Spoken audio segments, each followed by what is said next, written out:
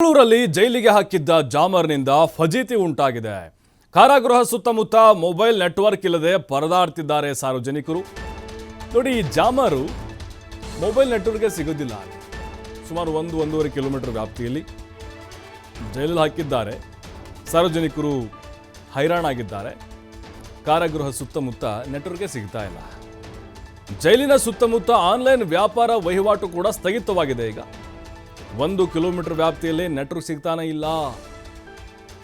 ಅಲ್ಲಿ phone pay, Google pay ಯಾವುದು work ಆಗ್ತಾ ಇಲ್ಲ. UPI ಕಾಲೇಜ್ ಇದ್ದಾವೆ, ಆಸ್ಪತ್ರೆ ಇದೆ, ಹೋಟ್ಲ್ ಇದ್ದಾವೆ, ಅಲ್ಲೂ ಕೂಡ ನೆಟ್ವರ್ಕ್ ಸಮಸ್ಯೆ. ಆನ್ಲೈನ್ ಕ್ಲಾಸ್ದು ಚಿಕಿತ್ಸೆಗಾಗಿ ವೈದ್ಯರನ್ನ ಸಂಪರ್ಕಿಸೋಕ್ಕೂ ಕೂಡ ಜನ ಪರದಾಡ್ತಿದ್ದಾರೆ. ಕಾಲೇ ಹೋಗ್ತಿಲ್ವಲ್ರಿ, ಕಾಲೇ ಬರ್ತಿಲ್ಲ.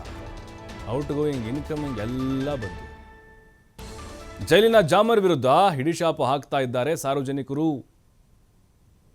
ನೋಡಿ, ಇಲ್ಲಿ ಬೇರೆ ಬೇರೆ ಸಿಮ್ ನೆಟ್ವರ್ಕ್ ಬರ್ತಾ ಇದೆ. ಐಡಿಯಾ ಬರ್ತಾ ಇದೆ, BSNL ಬರ್ತಾ ಇದೆ, ಅಲ್ಪ ಸ್ವಲ್ಪ ಬರ್ತಾ ಇದೆ ಹಾಯ್ ಹಲೋ ಅನ್ನೋಕ್ಕೆ.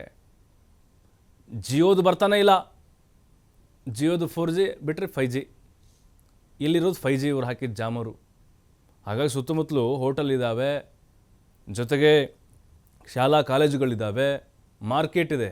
ಮಾರ್ಕೆಟ್ನಲ್ಲಂತೂ ಗೋಳು ಕೇಳೋದೇ ಬೇಡ. ಪೇಮೆಂಟೇ ಆಗ್ತಿಲ್ಲ. ಅಲ್ಲಿ ಏನೋ ಒಂದು ತರಕಾರಿ ಹಣ್ಣು ತೊಗೊಳ್ಳೋಣ ಅಂತ ಹೇಳಿದರೆ ಅಲ್ಲಿ ಸ್ಕ್ಯಾನ್ ಮಾಡಿದರೆ ಎರರ್ ಅಂತ ಬರ್ತಾ ಇದೆ, ನೆಟ್ವರ್ಕ್ ಸ್ಲೋ ಅಂತ ಬರ್ತಾ ಇದೆ. ಕೆಲವೊಬ್ಬರು ಗೊತ್ತಿಲ್ಲದೆ ಇರೋರು ಸಿಕ್ಕಾಪಟ್ಟೆ ಟ್ರೈ ಮಾಡಿ ಪ್ರಯತ್ನ ಪಟ್ಟರು. ಹಾಗಾಗಿನೇ ಇದಕ್ಕೊಂದು ವ್ಯವಸ್ಥೆ ಪರ್ಯಾಯವಾಗಿ ಮಾಡಬೇಕು ಅಂತ ಸಾರ್ವಜನಿಕರು ಒತ್ತಾಯವನ್ನು ಮಾಡ್ತಾ ಇದ್ದಾರೆ.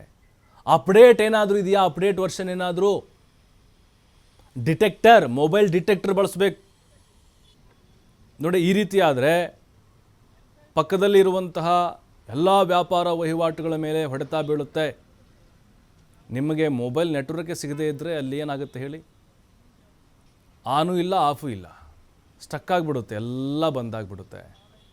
ಹಾಗಾಗಿ ಅವ್ರು ಕೇಳ್ತಾ ಇದ್ದಾರೆ, ಜಾಮರ್ ಬದಲಾಗಿ ಮೊಬೈಲ್ ಡಿಟೆಕ್ಟರ್ ಬಳಕೆ ಮಾಡಿ ಅಂಥೇಳಿ. ಅಂದರೆ ಜಾಮರ್ ಯಾಕೆ ಅಳವಡಿಸಿದ್ದಾರೆ ಪೊಲೀಸರು, ಜೈಲಾಧಿಕಾರಿಗಳು ಅಲ್ಲಿ ಯಾಕಂತ ಹೇಳಿದ್ರೆ ಅವ್ರಿಗೆ ಕಂಡು ಹಿಡಿಯೋಕ್ಕಾಗ್ತಾ ಇಲ್ಲ ಯಾರು ಮೊಬೈಲ್ ಬಳಕೆ ಮಾಡ್ತಾರೆ, ಅಪರಾಧಿಗಳು, ಅಲ್ಲಿ ಖೈದಿಗಳು ಅಂಥೇಳಿ. ಅದಕ್ಕೆ ಜಾಮರ್ ಹಾಕಿರ್ತಾರೆ ಜೈಲಲ್ಲಿ, ಮೊಬೈಲ್ ಯೂಸ್ ಮಾಡಬಾರ್ದು ಅಂಥೇಳಿ. ಬಟ್ಟಿಗೆ ಅದನ್ನು ಪತ್ತೆ ಹಚ್ಚಬೇಕಲ್ವ ಇವರು? ಸಾರ್ವಜನಿಕರಿಗೆ ತೊಂದರೆ ಕೊಡ್ತಾ ಇದ್ದಾರೆ. ಪರ್ಯಾಯವಾದಂಥ ವ್ಯವಸ್ಥೆಯನ್ನು ಮಾಡಬೇಕು.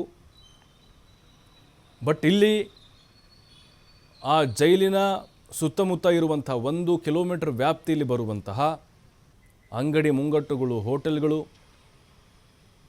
ಮತ್ತು ಶಾಲಾ ಕಾಲೇಜುಗಳು, ವ್ಯಾಪಾರ ವಹಿವಾಟು, ಅದರೆಲ್ಲದರ ಮೇಲೆ ಈಗ ಬಹುದೊಡ್ಡ ಪರಿಣಾಮ ಬೀರ್ತಾ ಇದೆ.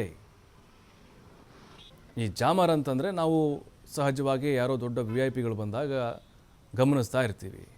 ಅದು ಯಾವುದೇ ಅಹಿತಕರ ಘಟನೆಗಳಾಗಬಾರ್ದು ಮತ್ತು ಟೆರರಿಸ್ಟ್ಗಳಲ್ಲಿ ಕಾರ್ಯಾಚರಣೆ ಮಾಡಬಾರ್ದು ಅಂತೇಳಿ. ಈಗ ಜೈಲಲ್ಲೂ ಕೂಡ ಎಲ್ಲ ಕಡೆಗಳಲ್ಲೂ ಶುರು ಮಾಡಿದ್ದಾರೆ. ಕೆಲವು ಕಡೆ ಜಾಮರ್ನ ಅಳವಡಿಕೆ ಮಾಡೋ ಹಾಗಿಲ್ಲ, ಕೆಲವು ದೇಶಗಳಲ್ಲಿ ಬ್ಯಾನ್ ಮಾಡಿದ್ದಾರೆ. ಇದು ಜೈಲಾಧಿಕಾರಿಗಳ ಕೆಲಸ. ಬೇರೆ ತಂತ್ರಜ್ಞಾನವನ್ನು ಅವರು ಬಳಕೆ ಮಾಡಿಕೊಳ್ಬೇಕಾಗಿತ್ತು, ಅದು ಕೂಡ ಮಾಡ್ತಾ ಇಲ್ಲ. ನಮಗೆ ವ್ಯಾಪಾರಕ್ಕೆ ಯಾಕೆಂತೇಳಿದರೆ ಕೆಲವು ಕಸ್ಟಮರ್ ಹಣ ತಗೊಂಡು ಬಂದಿರೋದಿಲ್ಲ, ಮತ್ತೆ ಕೊಡ್ತಾನೆ ಹೇಳ್ತಾರೆ. ನಮಗೆ ಪರಿಚಯ ಇರೋದಿಲ್ಲ. ಪರಿಚಯ ಇದ್ರಾದರೂ ನಾವು ತೊಂದರೆ ಇಲ್ಲ ಅಂತ ಹೇಳ್ಬೋದು. ಆದರೆ ಪರಿಚಯವೇ ಇಲ್ಲದಿದ್ದರೆ ನಾವು ಎಂತ ಮಾಡೋದು? ಕೆಲವರು ಮತ್ತು ನಮ್ಮ ಫೋನ್ ನಂಬರೆಲ್ಲ ಕೊಟ್ಟು ಹೋಗ್ತಾರೆ. ಒಮ್ಮೊಮ್ಮೆ ಬರ್ತದೆ, ಒಮ್ಮೊಮ್ಮೆ ಬರೋದಿಲ್ಲ. ನೆಟ್ವರ್ಕ್ ಸಮಸ್ಯೆ ನಮಗೆ ಅದು ಮೇಯ್ನ್. ಯಾವ ಇದು ಸಿಗೋದಿಲ್ಲ. ನಮಗೊಂದು ಮೆಸೇಜ್ ಮಾಡಬೇಕಾದ್ರೂ ಕಷ್ಟ ಆಗ್ತದೆ, ಆನ್ಲೈನ್ ಪೇಮೆಂಟು ಕಷ್ಟ ಆಗ್ತದೆ, ಮತ್ತು ಯಾವುದು ಯೂಟ್ಯೂಬು, ವಾಟ್ಸಪ್ ಇಲ್ಲವೇ ಇಲ್ಲಲ್ಲ, ಅದು ಬರೋದೇ ಇಲ್ಲ ನಮಗೆ. ನಮಗೆ ಒಂದು ಫೋನ್ ಕಾಲ್ ಮಾಡಿ ಹೀಗೆ ಕಿವಿಗಿಡುವಾಗ ಕಟ್ ಆಗ್ತದೆ. ನಾವು ಎಷ್ಟು ಕಾಲ್ ಮಾಡಿದರೂ ಆಚೆಯಿಂದ ನಮಗೆ ಮತ್ತೆ ಹೊರಗಡೆ ಹೋದಾಗ ಕೇಳ್ತಾರೆ, ನೀನು ಯಾಕೆ ಕಟ್ ಮಾಡೋದು ಫೋನು? ನಮಗೆಲ್ಲ ಬೈತಾರೆ ಅವರು, ನಮ್ಮ ಅಂದರೆ ರಿಲೇಟಿವ್ಸೇ. ಫೋನ್ ಯಾಕೆ ಕಟ್ ಮಾಡೋದು?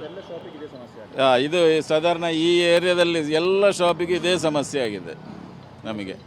ರಾಜೇಶ್ವರ್ ಭಟ್ ಅಂತ ಶಂಕರ ಭವನ ಹೋಟ್ಲು ನಮಗೆ ಅಂದರೆ ಮೇಯ್ನ್ ಹೋಟ್ಲ್ ಬಿಸ್ನೆಸ್ಸಿಗೆ ಇದೆ ನಮಗೆ.